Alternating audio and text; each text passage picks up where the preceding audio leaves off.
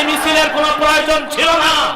যেহেতু দাবি আদায় হচ্ছে না, সেজন্য আমরাও শুধু মিছিল নয়, আজ থেকে শপথ হবে বুকের তাজা রক্ত ঢেলে দিয়ে হলেও সোনার বাংলায় কাদিয়ানীদেরকে রাষ্ট্রীয়ভাবে অমুসলিম ঘোষণার দাবি আদায় করেই ছাড়বো ইনশাআল্লাহ। ব্যবস্থা কায়েম হয়ে যায়, মিছিল মিটিং এর প্রয়োজন হবে না। কাদিয়ানীদেরকে যেখানেই পাওয়া যাবে শরিয়া আদালতের আইনে তাদের সম্মান দিয়ে দাও। দল থেকে দেশ বড়, দেশ থেকে আমার জীবন বড়, জীবন থেকে আমার ঈমান বড়, ইসলাম বড়। আমার ঈমান ও ইসলামের অধিকার রক্ষায় জীবন দিতে কারা কারা প্রস্তুত, হাত তুলে দেখো।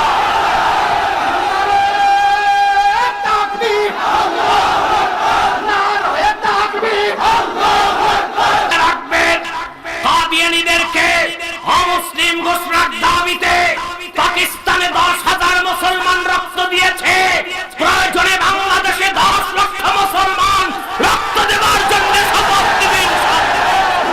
যদি সংবিধান মোতাবেক বলা যায় কে রাষ্ট্রদ্রোহী আর কে রাষ্ট্রদ্রোহী নয়, তা আল্লাহর কোরআন দিয়ে বলা যায় কে কাফের, কে মুশরিক, কে মুসলিম, ঠিক কিনা?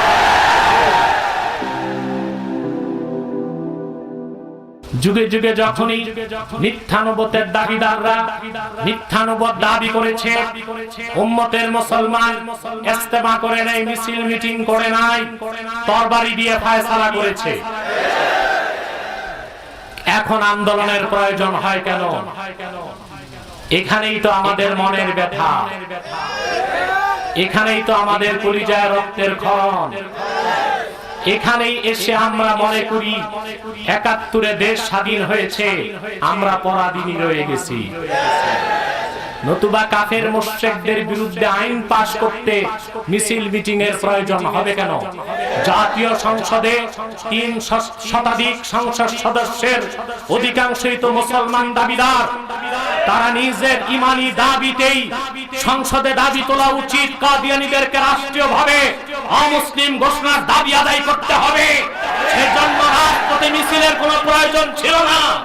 যেহেতু দাবি আদায় হচ্ছে না, সেজন্য আমরাও শুধু মিছিল নয়, আজ থেকে শপথ হবে বুকের তাজা রক্ত